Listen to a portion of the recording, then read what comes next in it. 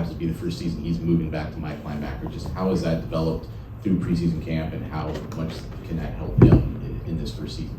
Yeah, I think every day is kind of a new learning experience with it. I think when we get out there on Saturday, we'll kind of see the flow of the game and how offenses are going to either help or hurt us in terms of the helmet communication. I think we've planned to use the helmet communication. We also had a plan to, just in case it doesn't work, and if the offenses are going too fast, we still got to be able to get the calls into to the players. So I think KJ has really it's forced him to become a better communicator, which is great.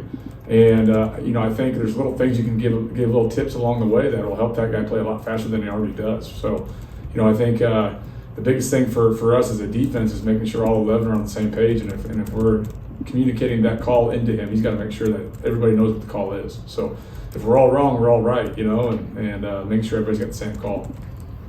As you look at Indiana State, and I know it's week one, there's a lot of unknowns, but are there things either personnel-wise, schematic-wise, that you feel like can challenge your defense in ways that you want it to be challenged, I guess, coming out of preseason camp, so you can find out more about this team? Yeah, I think our offense, we've gone against them the last, however many days in camp, and they've forced us to really use our rules and put us in difficult situations on oh gosh, if this happens, what can happen? And then you turn on the film with Indiana State, and they present a lot of the same issues, which is one, we've been able to practice them, for the last few weeks here now, which is great for us.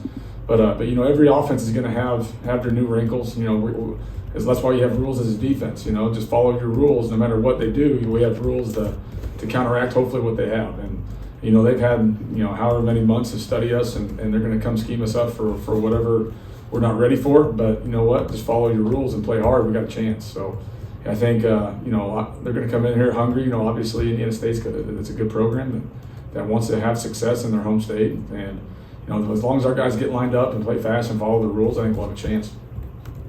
Coach, looks like you're going to start the true freshman, Terrion Grant. Kind of just talk about Terrion. I know we missed some camp early on, but he obviously has impressed you and sort of what he brings. Yeah, no, Tron's had an unbelievable camp.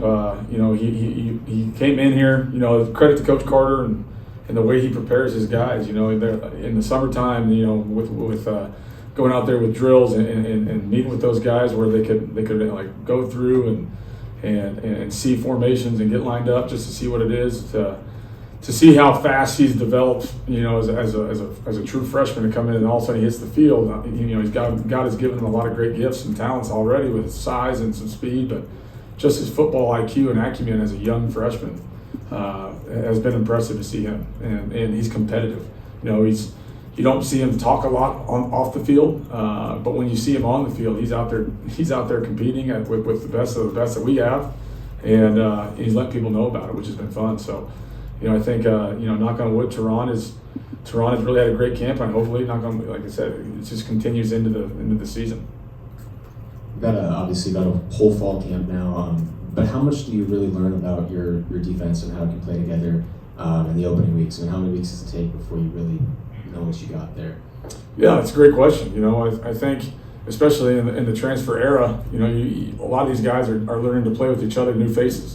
So obviously we put a huge emphasis on that. Coach Walters and our staff since January of last year when we got back for the second semester is in modern college football, whichever team can gel the fastest has a chance to go have a lot of success, because there's a lot of new faces coming in there, and we've done a lot of things to create bonds and to create teamwork and how to be a great teammate and just to know each other, to kind of know what buttons to press, what not to press. And so I feel like our guys have gotten to know each other a lot, not just over the summer and spring, but especially over fall camp, And I think when we've had some good practices, some tough practices where we've been put in some difficult situations, and you kind of see, all right, when the fire's hot, who's gonna explode and who's not. And the ultimate test is going to come Saturday when the real bullets are flying, and we got to see what happened. But I feel really good about the growth these guys have had as a team and as a unit, going back from January through the summer and then going through this fall camp. The depth chart has 5 defensive line starters for 3 spots. Is that nobody separated themselves, or you've got so much talent that they're all going to play and basically all are considered starters? Coach Haley loves his room, man. So No, but all these guys have done a great job. I think the thing about how we play defense, we talk about being physical up front and knock back and squeeze, and it's a physical game, So a lot of those guys are going to see a lot of reps, So I think, like Jeffrey Emba has had an unbelievable growth from year 1 to year 2. Cole Brevard, Mo Amanade, Joe Anderson, DeMarge Lewis, like all those guys are dudes that we're going to count on throughout the course of this, not just Indiana State, but the course of this year. And they've earned, the right to get out there and play a lot. When you look at the size of those defensive linemen, one sticks out, and Mo's 6 foot and 285, and probably was 20 pounds lighter than that when he got here. I know the coaches that have talked about him recently said he's just a different cat. You called him a human accordion, I think it was last year. What does he bring, maybe from a leverage standpoint, that he can almost use that to his advantage, being just 6 foot tall? Yeah, he's got his lower half. He's like a little brick house, like his lower half is extremely strong, and so that part alone allows him to have, with his natural leverage being 6 foot and powerful legs, allows him to get under people and drive people and do some certain things. But the thing that separates Mo from any college football player that I've really been around is just his motor and how he practices and how he plays.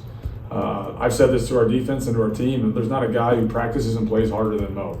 No matter if he's dinged up, if he's healthy, he's the same guy every play. If the ball's thrown out, he's the first guy to break the stack. If the ball's handed off, if he's not in the play, he's going to find his way to the play. So, I think he's got a little bit of that chip on his shoulder where, sure, he's not the biggest guy, but he plays with the biggest heart. And that's fun. It's been fun to watch him, not just last year, but really from the Indiana game to where he's at now. Mo is taking a leadership role in this team because of how he plays. What kind of new possibilities does it open up for you as a defensive coach when your best returning pass rushers in the middle of your defense now as opposed to on one of the wings? Well, the beauty of what we have is I think we've gotten, we've picked up some additions, some key pieces on the edges where you can't just worry about the edges. I think, you got a guy like KJ who has the ability to rush passers, and now all of a sudden, instead of putting him on a tackle, you can put him on a running back. I think that's a problem that offenses are going to have to figure out. And then if you want to slide the protection and put it back on a Will Helt or a Sheila Silla or CJ Madden, that's an issue. So I think with how we structure our defense and how offenses are going to attack us, we have answers for either or. So I feel really good about our matchups when we want to get out to the pass rusher, and moving KJ to the middle makes us a little bit more multiple, just in the sense that you got to account for that guy too. So I'm excited to see how it plays out, and they've had a great fall camp in terms of attacking the quarterback and making mismatches. Any other questions for Coach Kane? No? All right. Thanks, Coach. All right, guys. Appreciate